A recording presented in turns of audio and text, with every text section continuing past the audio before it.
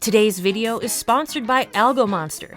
AlgoMonster is like the cheat sheet for tech interviews, and with their job guarantee, if you don't land a job, you get your money back. Take the 5-minute tech interview quiz to see if you can pass. Visit algo.monster today. The world is ending! Don't bother applying to the FAANGs, they're not hiring. Wait, what? What's up, developers? It's RTC here, checking in with another video. Today I'm going to share with you 4 tips for passing your FAANG level technical interview.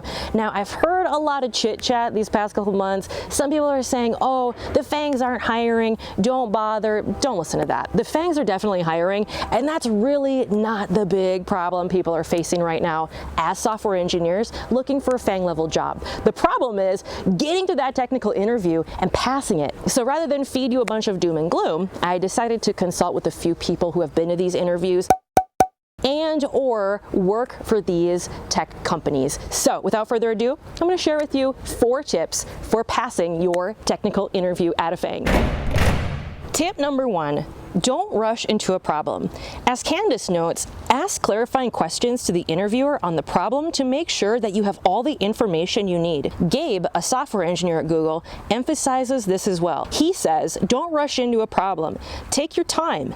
Ask clarifying questions, consider various approaches, and explain the pros and cons of each one. Write clear, concise code, and add a few test cases at the end to validate your solution. It's better to get a working, non-optimal solution versus a recited solution that you are unable to explain or iterate on. Tip number 2, remember that you're talking to a human being. They're also judging you on your communication skills, and so you need to convince them that those are on point. Interviewers aren't mind readers, so you'll need to explain your problem-solving process as you work through the problem. As Gabe says, build rapport and always leave a positive impression, even if you get stuck on a problem. If you act like someone your interviewer would enjoy working with in the future, that will absolutely be reflected in your final score. Tip number 3, if you encounter a difficult problem, don't panic. Remember, you're one of the many other candidates, and the problem is hard for everyone. As Candace notes, if you're stuck, let them know where you're stuck, and they'll guide you in the right direction.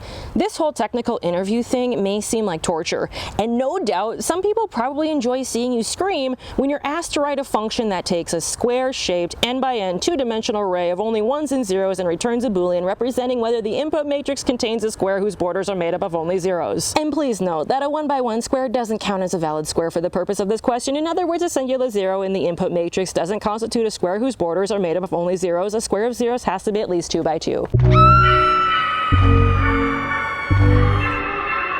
Okay, where were we?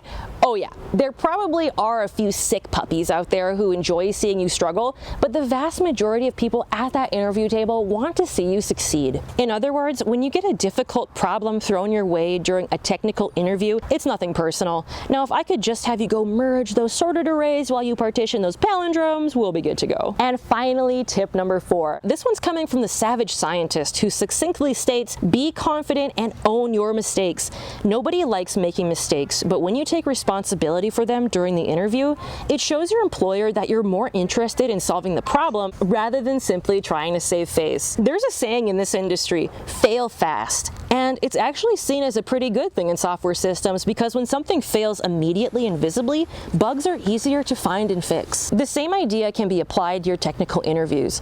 Confidently taking responsibility for your mistakes lets you fail fast and visibly, ultimately showing your potential employer that you're capable of managing stress and proactively looking for a solution to the problem. To recap, the 4 tips for technical interview preparation at FAANGs. Number 1, don't rush into a problem. Number 2, remember that you're talking to an actual human. Number 3, if you encounter a difficult problem, don't panic. And finally, number 4, be confident and own your mistakes. I hope you got something out of this video. If you did, please tell a friend, smash that like button, and share the video. I'm RTC. Thanks for tuning in. I'll see you in the next video.